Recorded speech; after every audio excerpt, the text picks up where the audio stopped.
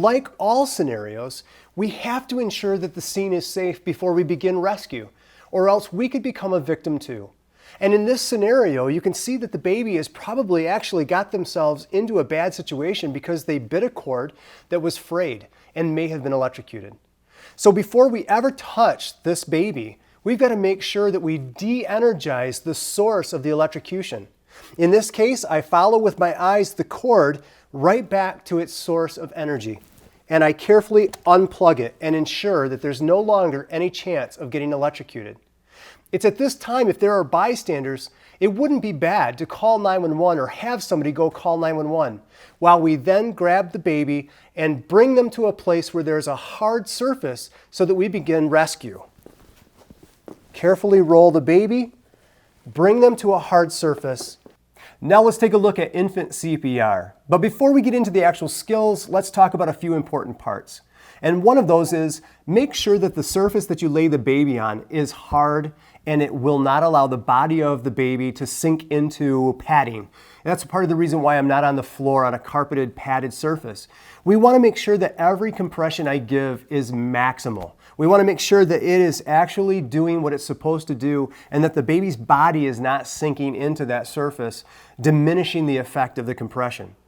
Number two, when it comes to infants and children, they're so respiratory driven, they're so oxygen driven that we want to make sure to make a note whether or not they went into cardiac arrest in our presence or whether we found them already in cardiac arrest. Because if we found them in cardiac arrest and we don't know how long they've been down, we know they need oxygenation really bad. And so we're going to actually postpone contacting 911 or EMS to give them CPR when we don't have a phone readily available. If we have a phone available or we have somebody who can go call 911, then by all means don't delay EMS. But if you don't have a way to call 911 and we found the baby already in cardiac arrest, we're going to deliver 2 minutes of CPR before we interrupt to go call 911. If the baby was witnessed, we call 911 immediately and then go right into CPR. It's not wrong to carry the baby with you either. So if you found the baby downstairs and you know you have to bring them up to meet the ambulance, you could carry the baby with you and get the 911 call made and then begin your CPR right away. In this case, the scene is safe, our gloves are on, our CPR shield is available, and I actually do have a cell phone that's available. So I'm going to call 911 because the baby is not responding. I've already tapped their feet, I've already tapped their chest. They didn't move, they didn't cry, they didn't talk, they didn't move to my tickling, and they certainly are not breathing normally. So I know this is a medical emergency. So I called 911, I actually put the phone on the speaker so that the dispatch center can coach me through this event. I'm not alone anymore, I have help. Now I'm going to bare the chest of the baby and I'm going to find the imaginary line between the nipples. I'm now going to begin my 1/3 the depth of the chest, or approximately 1.5 deep compressions at a rate between 100 and 120 times per minute.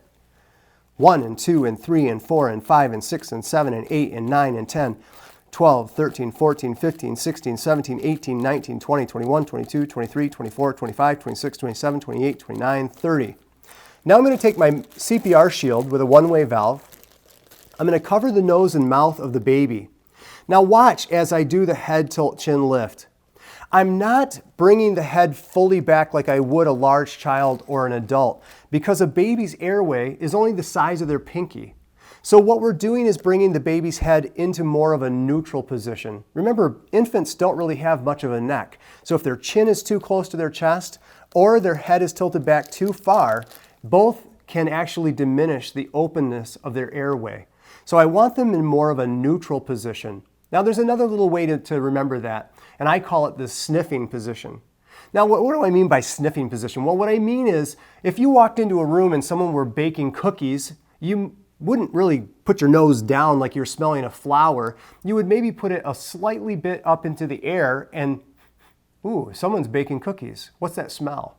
So that's what we mean by the sniffing position. It's not fully back, it's just slightly raised. And so we bring the baby's head into the neutral position or slightly sniffing position.